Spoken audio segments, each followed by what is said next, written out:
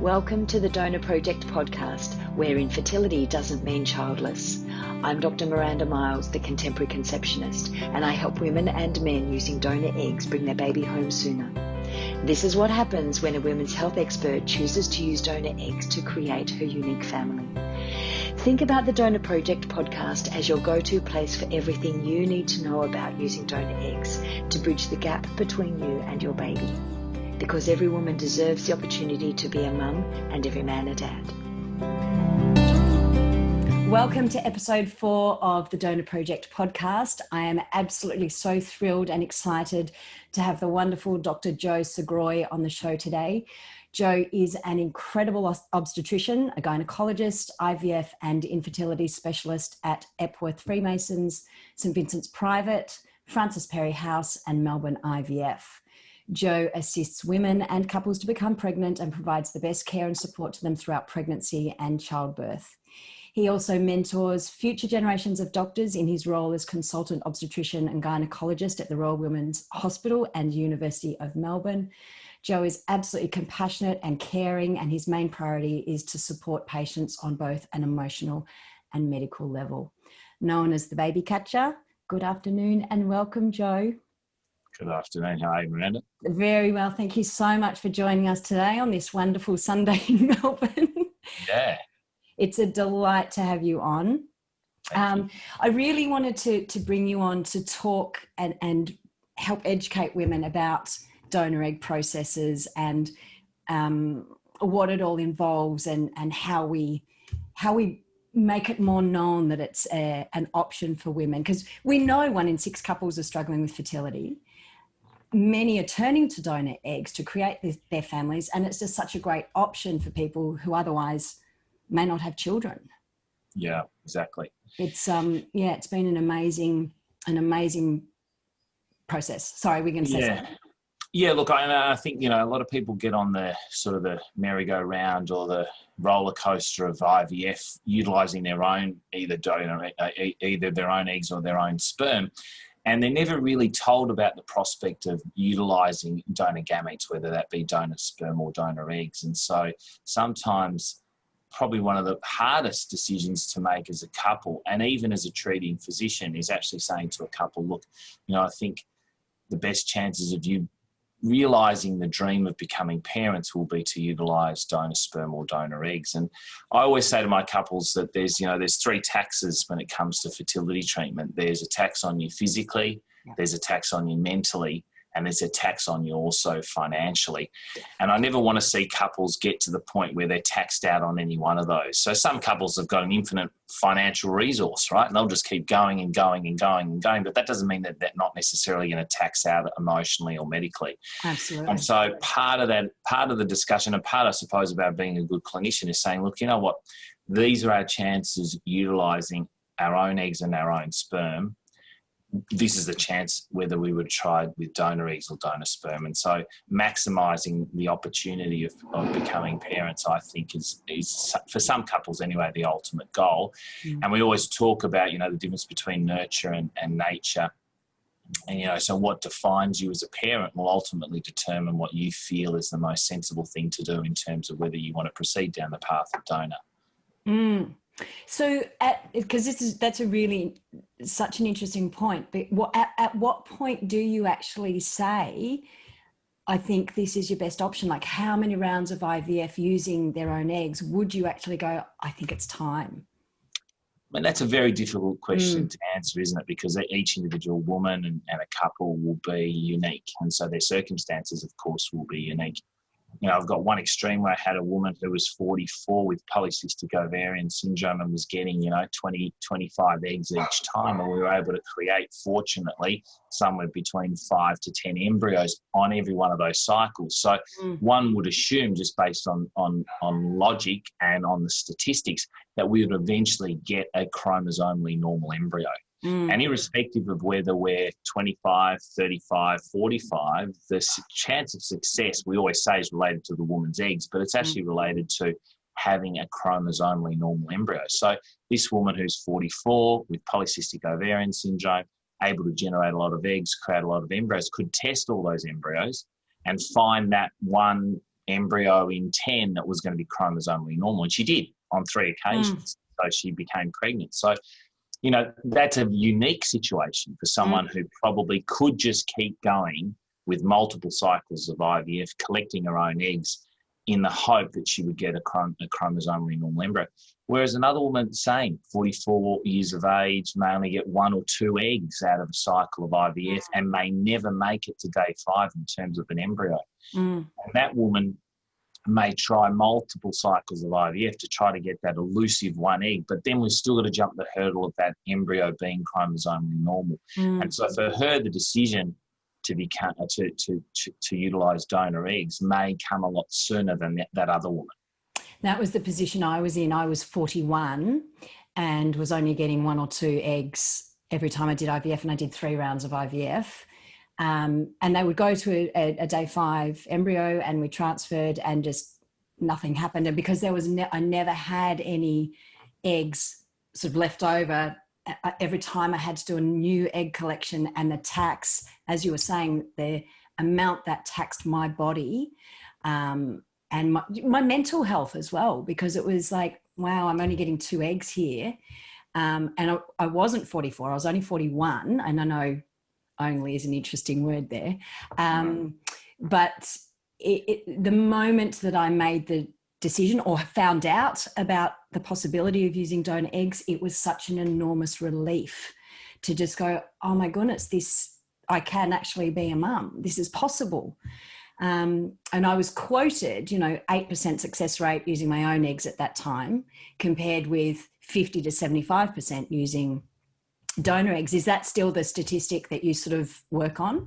Yeah. I mean, ultimately, as I said before, the chance of success relates to the age of the donor or the age of the egg. So, we all know a woman who's less than 35, 70 to 80% of her embryos are going to be chromosomally normal. So every single opportunity then to put in an embryo is going to be around about the 50% chance of pregnancy. So that means that you can weigh things up. And I think having that discussion, I tend to, often I see women and couples who've come to me after seeing another fertility specialist, and it's very easy for me to canvass that discussion early on in our sort of discussions. It is difficult when you've got a couple who are coming newly to pregnancy or newly to fertility treatment at the age of 39, 40, 41 to even broach that issue, because that's not something that's really been on their radar at all. And I think that's the dilemma that, we sort of, there is still not really an awareness of what donor eggs are all about and the utilisation of donor eggs and or sperm. And in actual fact, a lot of what we see in the media is actually negative. And I think there's another article that came out today about a woman who did one of those genetic tests and found out she thought she was an Ashkenazi Jew, found out that, she was only 49% Ashkenazi, and her other half was Scottish and English. And so she asked her mother, her father had passed away, about, whether she was conceived by donor sperm. And so the article's not canvassed as a good news story, it's canvassed as a bad news story. And so the problem about that is that it then sets up a negative connotation about donor sperm. And it would be nice to change that narrative and say that this was an opportunity of life created where otherwise it may not have been. That's exactly, and it is an opportunity of life, but also the opportunity for a mum to be a mum or a dad to be a dad that they just otherwise wouldn't have had. I know that a lot of my patients, when we sort of start talking around donor eggs, because a lot of my patients obviously ask me, a lot of the time it's the male that will often have the barrier with wanting to use donor eggs, because he's very much, I married you, or I'm in love with you, I don't want to use somebody else's eggs. Do you find that can sometimes be a bit of a barrier? I mean, on occasion it has been the male who's been a little bit resistant to, I often find it's the other way around. I think in terms of emasculating a bloke, the worst thing you can do is say that you have no sperm, or we're not able to utilise any sperm in order to conceive. And the only way you guys as a couple will be able to have a child will be to utilise donor sperm. and you can almost see them deflate in front of you, like they've failed. And that's very disheartening for guys. And you know, I think in this whole fertility, we're so particularly, you know, I try to do this in my own obstetric practice, and I realise that, yes, whilst the woman is the person who's carrying the baby and ultimately will give childbirth, there's this whole other person, her partner, whether it be male or female or best friend, who's also going along that journey as well, and does go through the ups and downs. And the same thing happens with fertility. We're so focused on the woman and her emotional well-being. You know, you'll often see, I had a couple who had a miscarriage the other day, and the woman was actually quite okay. Not okay is not the right word, but understood.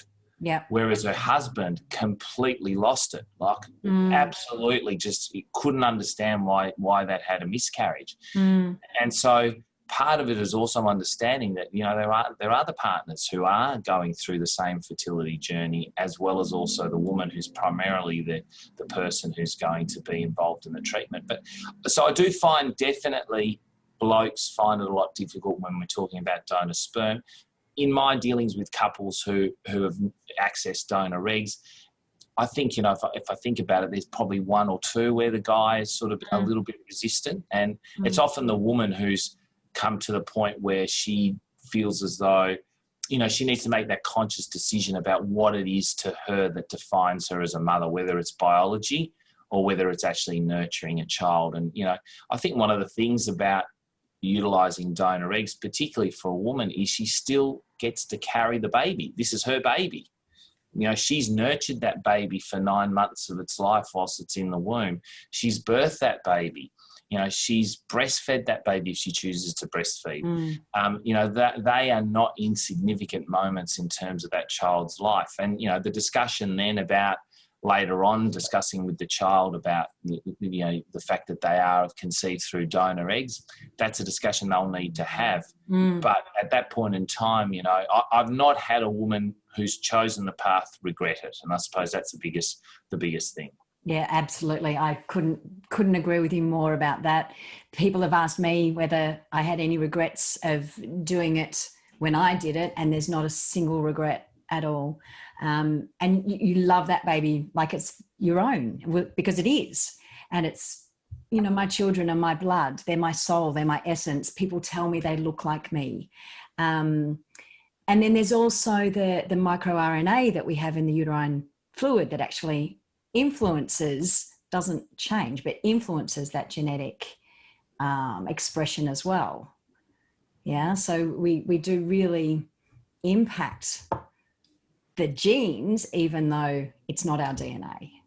Yeah, and it will accentuate different characteristics in a child based on how we interact with them. And so, absolutely, you know, you've got the capacity to be able to influence that child amongst a whole range of things. It's like any child.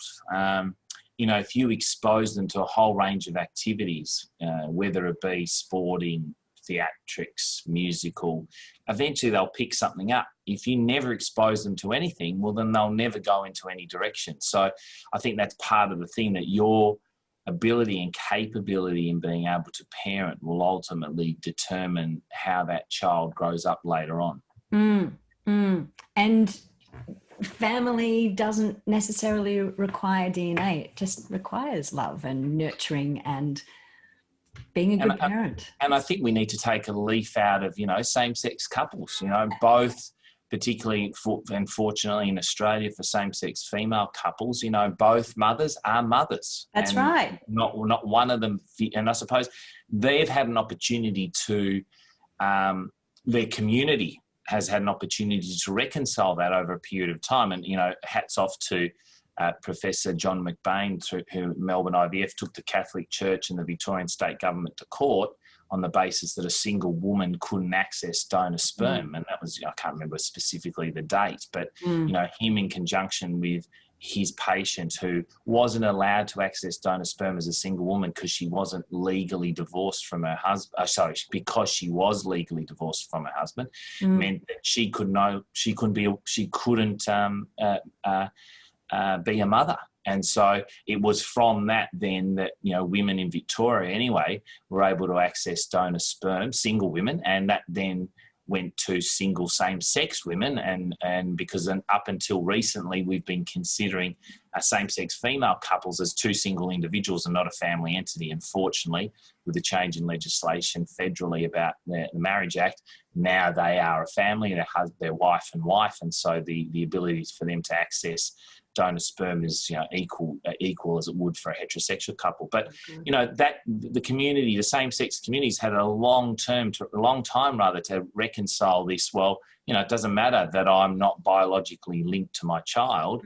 I'm still the mother of this child, and I may not even carry the child, but I'm still the mother of the child. Absolutely. And I think that sort of theme and that discussion needs to be brought more broadly accepted amongst the general community. Well, it's like adoption, isn't it? You know, it's adoptive parents are still that child's parents. Exactly. Without, there doesn't have to be that DNA or that genetic connection for you to love a child as much as you do. Okay, so where are we at the moment, Joe, in terms of access to donor eggs now? Like, because the process can be quite hard in Australia to find a donor, to find donor eggs. And Definitely. Then there's the local versus international sort of, you know, where do you go with that? The anonymous versus the known versus the identity reveal.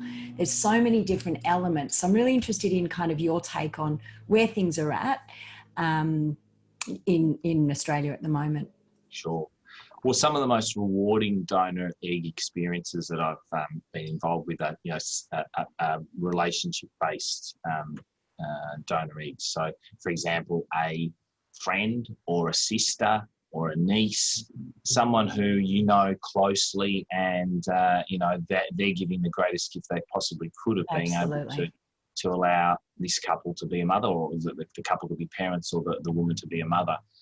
They work beautifully, and ultimately there's a strong bond that is not only between the couple, the donor and the recipient, but also a strong bond that's everlasting with the child as well. One of the things that I always encourage my patients to do is just talk about their journey.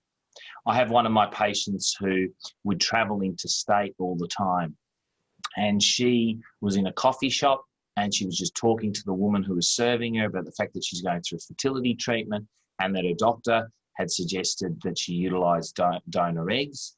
And the woman in the coffee shop said, I'd donate my eggs to you. And so it is just purely on the basis of having that discussion with people, whoever, if you feel comfortable about having that discussion.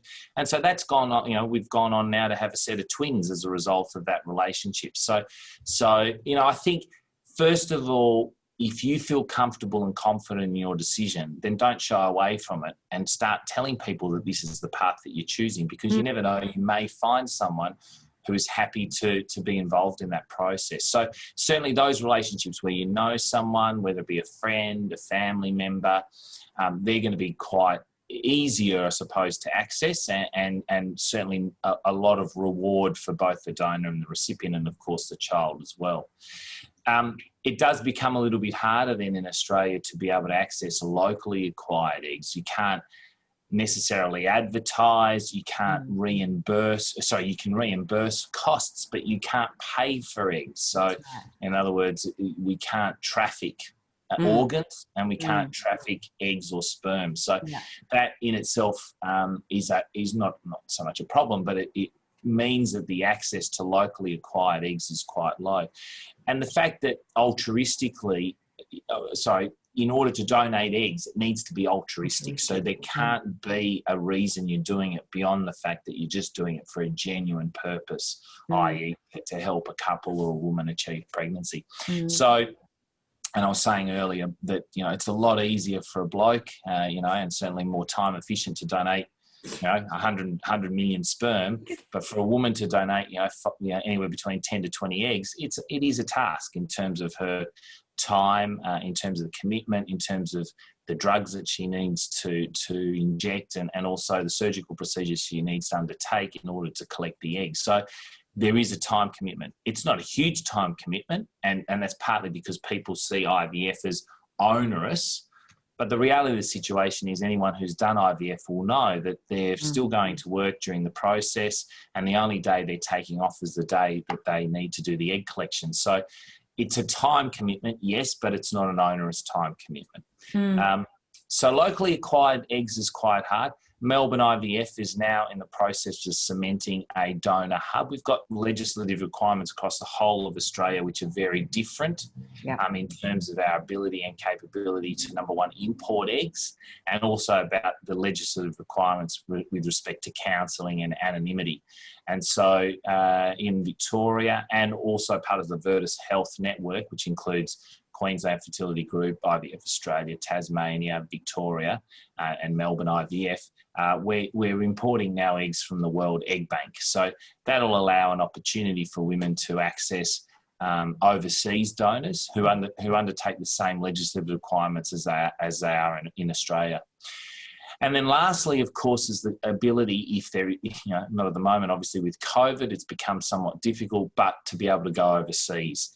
And most IVF specialists will have developed a relationship with clinics overseas, whether they, I've got close connections with Greece, South Africa, Russia, the UK, sorry, not the UK, Spain, Taiwan. So there's places where we can go overseas in order to at least access donor eggs. Now, of course, with COVID at the moment, it is making it a little bit difficult. But for women who are nearing the end of their reproductive life, and what I mean by that is donor eggs, generally speaking, up to the age of 50, in some cases 52, I have had a couple of women already during this lockdown period and COVID restrictions in terms of border closures who have already started travelling to Greece. The issue with that is really a couple of things. Number one, I provide a letter of support. They try to get a letter of support from their local member of parliament. We then contact Home Affairs. Home Affairs then hopefully says it's possible, and then they'll go overseas for treatment. Of course, there's the additional cost not only of treatment and flights getting over there, but then quarantine on the way back. So that's added a level of complexity that unfortunately wasn't there beforehand. I had one of my patients go to Greece. She went November, December. So the borders would have opened a little bit, but it was still pretty tough, and quarantined at both ends of the time. Her first transfer failed, so then they chose another donor while they were over there, and they ended up being there for about 3.5 months because they just sort of went, well, it's not worth coming back because it's so hard to get there, so we'll just stay. And they were in a kind of privileged position where they could do that, but not everybody's able to just take 3.5 months. And it was certainly easier prior to COVID, because I'd say to couples, look, you know what, I'll prepare everything here. You go overseas, you have the transfer, and then go on a holiday for 2 or 3 weeks, right? That's what we did. And if it doesn't work, then you've got the opportunity for another transfer straight away without having to fly backwards and forwards from Australia. It is difficult now. And of course, naturally, a lot of us are worried about just roaming the streets of Greece or South Africa or Spain, particularly in light of the fact that there's these variant strains of COVID. So you can't lock yourself up in a hotel for 3 or 4 months, and it does become a little bit difficult. And look, it's one of the great shames in terms of this whole the COVID thing is impacted so many people across so many different spectrums, and this is just bar one of a group of people who have been impacted. That's right. So if somebody wanted to see you, Joe, and go through the donor process, what sort of time frame, and you said that you have access to be bringing eggs in from the World Egg Bank, what sort of time frame are we sort of talking with that? And how easy is it at the moment? Yeah, so look, it's becoming easier as we've gained contractual arrangements with the World Egg Bank to import eggs. So, as of May this year, it should be relatively seamless. Right. Number one, of course, accessing the donor list and working out who the donor you wish to select. And in the process, pretty much, within, 1 to 2 months of obviously counselling, making sure that you guys as a couple are ready and also understand the commitments and so on and so forth. And then obviously putting in place a plan in order to, prepare the uterus and prepare the lining of the womb in preparation for an embryo transfer. So, look, where women and couples were spending a lot of money going overseas, I'd always make sure that the uterus was well prepared beforehand. And so I'd always do something called an endometrial receptivity assay for women who are going overseas, partly because you're about to spend not only the amount of money for the donor eggs and the IVF cycle, but in addition to that, obviously flights and accommodation. And I just wanted to make sure 100% that the embryo was going in at exactly the right time that it should do. I know, for example, there's a woman who came and saw me. She's now had a couple of babies, and she had gone to Greece 7 times for donor eggs. And then eventually, I don't know how she heard about me. She came and saw me. We did this endometrial receptivity assay, and we found out that she actually needed, rather than 5 full days of progesterone before the transfer on the 6th day, that she actually needed 7 days of progesterone with the transfer on the 8th day. So that one change, fly overseas and get pregnant. So yes, the endometrial receptivity assay, not fully validated in science. We can't be 100% certain that it's correct. It is an additional tool that we often use in general fertility treatment and general fertility medicine. But at the end of the day, if it provides that information where you're about to spend a whole lot of money to appropriately time the embryo transfer, then I think it's well worth doing. And so that requires an additional month of preparation before the transfer, the actual. So it's almost like having a dummy cycle, making sure everything works before we put the embryo in. Yeah, fantastic. I wound up with 3 trips to Thailand for my first with my first donor, and the very, very first time was when Charlie was conceived, so it worked. But we had 3 more embryos over there, and they never took. And then we did 4 trips to Malaysia, so in 1 year to get my daughter. So it was anything you can do to short circuit that and make it a bit quicker. Absolutely, 100% is a good thing. And even simple things, like I had a woman who'd had her first child in South Africa through donor eggs, and she initially went to South Africa where she commenced her progesterone. So, I don't know what the time difference, I can't remember it now, but let's say it's 18 hours difference, the difference between South Africa and Australia. So when she was starting her progesterone in South Africa, she appropriately had 5 days and transferred on the 6th. Then she did another 3 or 4 cycles with another fertility specialist before coming to see me. And I said to her, well, the first one worked. Every other time you're doing it, you're starting it. And then I worked out that she was starting Australian time. So she was actually having more progesterone than she required. Then she would fly over because she had the embryos over there. So I said to her, let's just tweak one thing, and that is you only start the progesterone on South African time, as you did with your first daughter. She did that, she got pregnant. So part of it is just winding back and saying, well, what happened in the first one? Why did you get pregnant the first one as compared to the other 3 that you've now done? And that was the only thing that I could see that had changed. So we just shifted it. Wow. Yeah.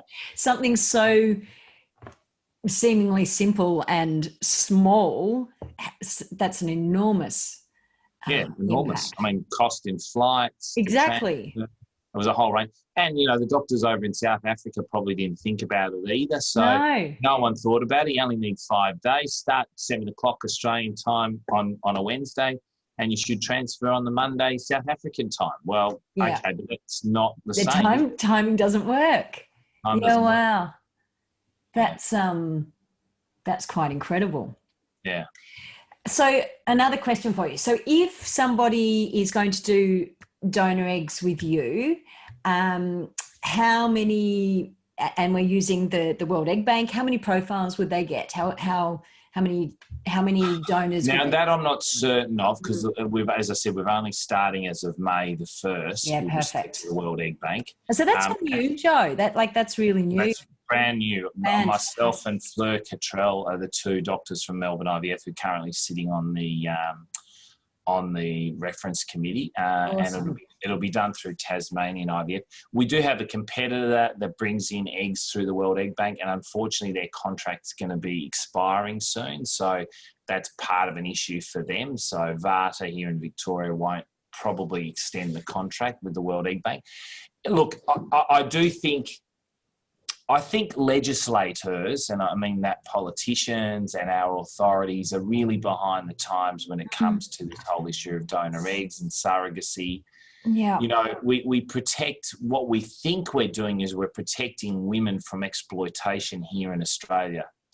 You know, don't sell your eggs because, of course, that's exploiting women. What we find, of course, is that some couples are accessing treatment in countries where there's no regulation. We don't know whether there's any exploitation or not. And at the end of the day, we have no control about the appropriate counselling. I'll give you a classic example. A couple that I know had gone overseas for donor eggs, and the partner had just coincidentally, when they went over there, they never had any fertility work up here in Australia, but when they got over there, the husband had no sperm. And so within a 2-minute decision, right, the couple were asked, do you want to use donor sperm? I mean, well, of course, what are they going to do? They've just spent all this money going overseas to go and access donor eggs. That's what they thought their primary concern was. Because she was older, and that was the only thing they thought was wrong. And someone suggested, don't do anything in Australia, just go overseas. Husband didn't have any sperm, bang. Within a split second, they were making a decision to do donor sperm. So, you know, I think, personally, my feeling is that the reimbursement in terms of costs shouldn't just go to the tram ticket that's required in order to come to the fertility clinic. It shouldn't go to, you know, the antihistamine they needed because they got a localized skin reaction. It should go to the the medical risk they've gone through in order to actually donate eggs. And I think that's part of the issue. And even with a surrogate, for example, the same thing. I mean, the surrogate goes through 40 weeks of gestating. I mean, even if you said, let's pay her $0.01 an hour, you know, that's nothing, right? And I just think at the end of the day, we do need to realise that it is, sure, it should be done altruistically, but there should also be an acknowledgement that there is a risk to personal health, well-being and safety. Yeah. And that, you know, we should value that as a community. And we should realise that, you know, at the end of the day, it is giving an opportunity, again, to life, as we've discussed earlier, but also to a couple and a woman to become a parent or a parent. And it's, you know, as we talked about earlier, women are ovulating, you know, basically every month, every 28, 29 days.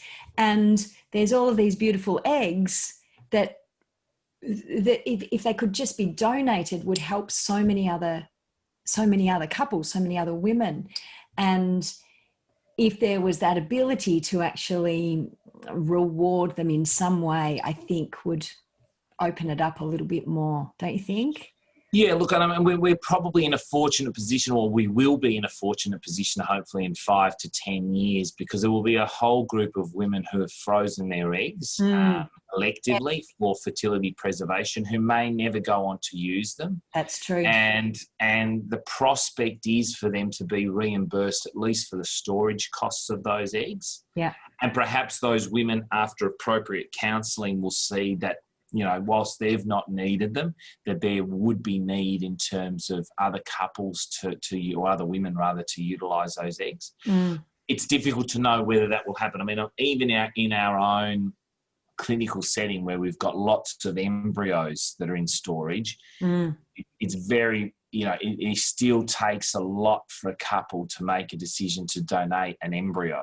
Yeah. So, you know, I don't think it'll be for every woman that they'll be happy to donate their eggs, but there'll be some women who will be happy to do so, yeah?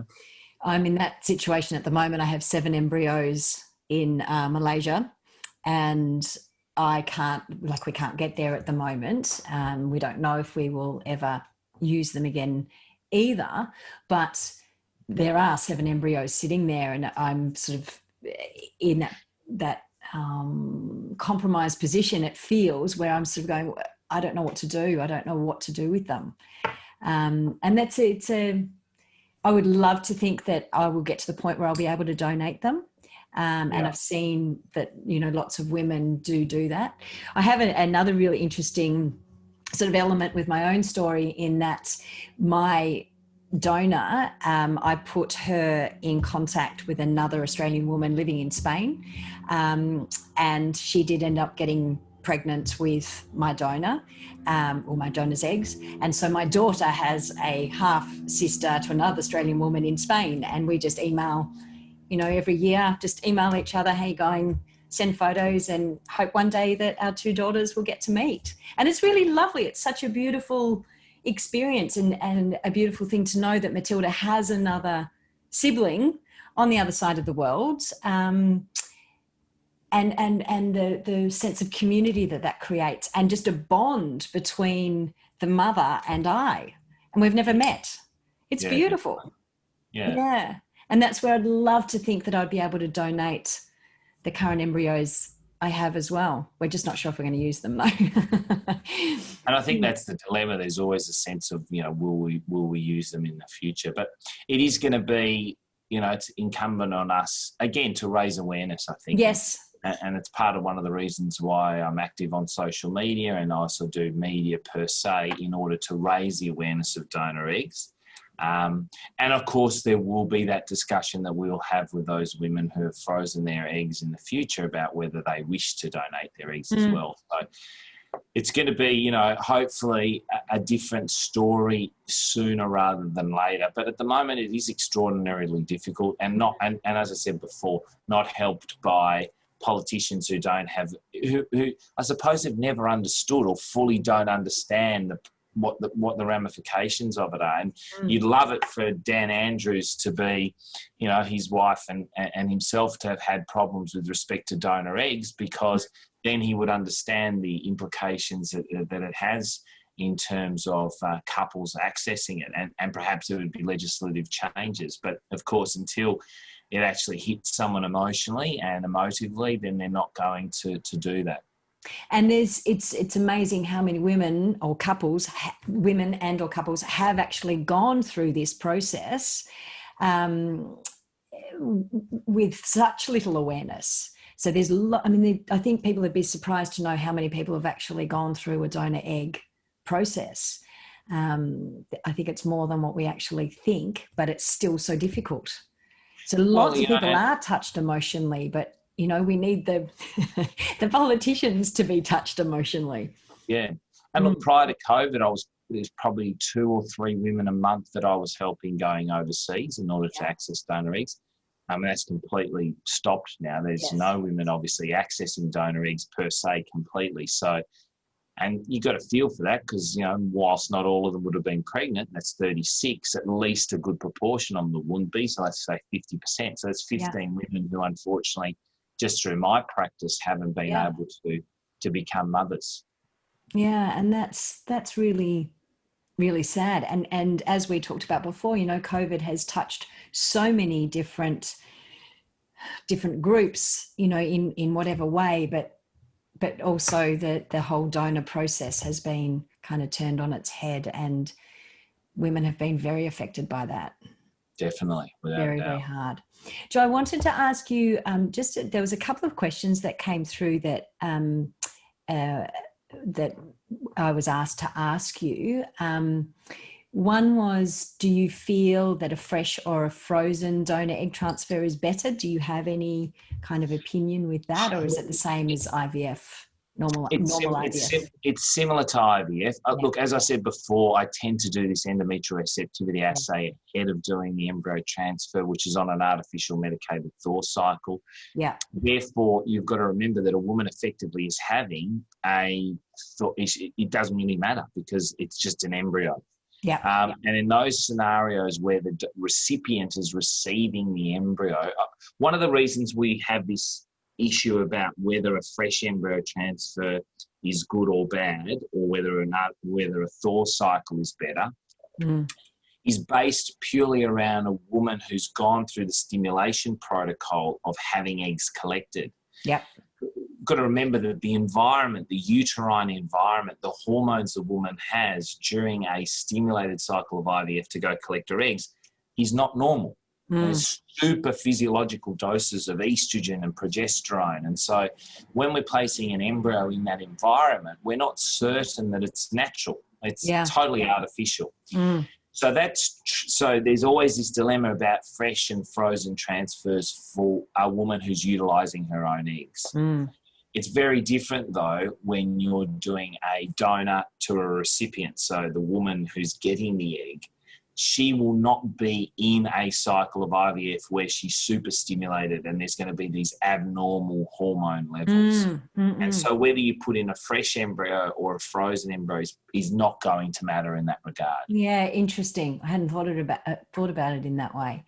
But we do want to make sure that uterine microbiome is still beautiful in the recipient. And that's a lot of the work that I do with my patients, is getting them ready, for that 3 to 4 months. Even though we're using donor eggs, clearly we don't need to make any changes to egg quality for the recipient, but certainly the uterine lining, the microbiome, we still need all of that right as well, which I think sometimes women can forget that. And not only that, but also making sure that the sperm is, good quality sperm. We don't want to mix crappy sperm in with beautiful 20-something-year-old donor eggs.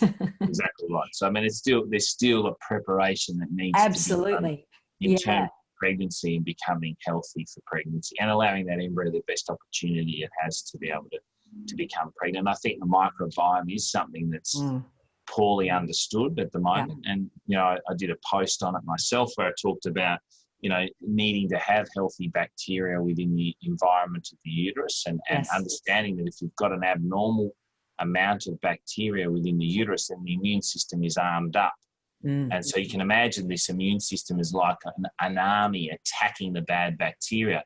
And along comes this little embryo that gets caught up in the crossfire, so to speak. So if we can make sure that the uterine environment is normal and therefore the immune system's not armed up, when that embryo does implant, it's got the best opportunity to be able to achieve pregnancy. Definitely. I saw your video on that. That was fabulous. It was very well explained, so that people could sort of get their head around that. The other question I was asked to ask you is, does blood type matter when you're choosing a donor? Do you need to have the same blood group as your donor? That was another question that came through. No, not at all. No. One of the, it's interesting how our bodies are, you've got to imagine that this little embryo, which is beginning to become a baby, is a parasite. And, it's sitting inside your uterus and it's sucking the life forces out of you. But our immune system is quite good, or the female immune system is quite good. It allows this embryo to implant, but not to invade. And so, you can have, and there'll be, people will know this, they might be blood group O and their baby's blood group A positive. So you don't need to have a donor therefore that has exactly the same blood group as you do, because your babies generally don't have the same blood group as their mums. That's right. Beautiful. Thank you. And then I did have one other question as well. Do you think that a donor egg conceive pregnancy? So we're now in the pregnancy stage. Are there different complications from using a donor egg in pregnancy compared with using your own eggs? Is the pregnancy itself impacted? So I think the process of doing IVF, whether it be utilising your own eggs and thawing out an embryo and putting that embryo in, or alternatively having a uterus prepared and putting a donor embryo in, are not dissimilar. And so we know through studies that there are additional concerns that we have with any IVF pregnancy. Babies can be born a bit smaller. There's a higher chance of cesarean section rates due to placental insufficiency, small increased chances of things like preeclampsia or gestational hypertension, high blood pressure towards the latter part of pregnancy. So there's no doubt that there are things that are related specifically just to the fertility process. Yes. The other issue, of course, is that women who are generally accessing donor eggs tend to be older. Yes. And of course, with an older pregnancy, and we talk about this as advanced maternal age, but it's just you're older. Nothing to worry about. And as I become older, it's less, you're younger. So I don't really care. So the issue is, in terms of a pregnancy in an older woman. So high blood pressure, again, preeclampsia, gestational diabetes. These are the sort of things. And look, I think whether you see a private obstetrician or whether you go to a public hospital in order to have your pregnancy care, the hospital or the doctor is going to be conscious of those concerns and obviously monitor the baby a lot more closely, and of course monitor the woman a lot more closely as well. Look, I'm in a very unique position when I see a couple for fertility treatment, irrespective of whether they're doing donor eggs or they're doing their own fertility journey. I'm not looking at just trying to get the woman pregnant. I'm also then thinking about what's going to happen during the pregnancy, because the vast majority of my patients will stay on for pregnancy care. So it is about looking at them from a medical perspective, as well as also from a fertility perspective and from an obstetric perspective, so that all those three things marry together as we move forward from fertility into pregnancy and then childbirth. And that's unique because I think a lot of fertility specialists just focus on that positive HCG, the pregnancy test, and see you later. And I think that's why, in a way, my practice is somewhat restrained a little bit, because I might say to them, look, there are a few things that need to be corrected before we do get you pregnant, because I just don't want a positive HCG and a fetal heart rate at 6 weeks. I want to be able to see you run around with your toddler. Exactly. We want a live birth at the end of all of this. Correct. And so a lot of it may be saying, you know what, for the benefit of what's going to happen in terms of the pregnancy, reduction in high blood pressure, reduction in diabetes, let's lose some weight, let's concentrate on the 100 days beforehand, make sure everything's really squeaky clean before we become pregnant. Yeah. Because that's going to stand us in good stead when we're a mother. Yeah. I developed preeclampsia myself with both of the pregnancies, and it was a little bit kind of unexpected because I'm very small and my blood pressure is generally very, very low, but it happened really quickly. 1 week I was fine. The next week it was just, I had all the symptoms and I was biochemically and symptomatically had preeclampsia, and it was, emergency cesarean, off we go. And I do wonder if that not only the risk with age there, because of course I was 42 and 46 with both of my pregnancies, but also the fact that do you think that because it's donor material, like it's a donor egg, plus the sperm is kind of foreign as well to, the recipient's body, do you think that impacts as well? Because it's this, there's none of the material was mine, my DNA, my genetics. Yeah, look, we really, to be honest, we don't fully understand the immune system and the way the placenta implants at the time of an embryo. That whole process of preeclampsia really is centered around implantation and how well the placenta develops good blood vessels in order to maintain a healthy placenta. Most, if not all, my patients will be on low-dose aspirin and calcium in their pregnancy in order to mitigate against the risk of preeclampsia. Of course, it's not going to completely stop it. And so that the lack of knowledge, therefore, means that we can't easily predict. We can certainly do some biochemistry tests. We can do some ultrasounds early on in pregnancy to give us an understanding of whether a woman is at a heightened risk of preeclampsia. But But ultimately, in my practice, I make an assumption that anyone could develop preeclampsia any time. And so doing those tests really, or, it's a bit like saying, oh, look, you might get hit by a car today. Well, the whole day you're just going to be freaking out. Just make sure that every day you look to the left and look to the right before you cross the road. Yeah. I mean, that's the most important thing, isn't it? Just live your life cautious each time. So, part of doing those tests doesn't change my management. I still see my patients. I still do a blood pressure. I still ask them the same questions about whether they develop symptoms. So, look, whether there's there's definitely stuff that we don't know in terms of an immunological component of implantation that, probably will be borne out with science over the course of the next decade or two. Yeah, I think so. After I had Matilda, my obstetrician said that I've got some slightly different immune globulin now in my bloodstream that wasn't there before, and he sort of had no idea why, how. So yeah, I think there's a lot of the immune system we kind of don't really understand, which again is why it's so important to do that 100 days of preparation to sort of keep the immune response as moderated and regulated as possible for a pregnancy. Definitely. Joe, thank you so much. We have been talking for about an hour. It's been an absolute pleasure and delight to have you on my podcast. I was so happy when you said you would do it. Where can people find you? Yeah, so I mean, if you follow Instagram, obviously you can follow me on Instagram at Dr. Joseph. Obviously, like the intro, at Epworth Freemasons is where I practice through Melbourne IVF, and most of the babies I catch at the Epworth as well, St. Pete's. So more than happy to see anyone if they want. I will put all of that in the show notes as well. I'm going to let you go and enjoy your Sunday afternoon. Same to you. Thank you so much, Joe. I really appreciate it. My pleasure. Bye for now. Bye. Bye.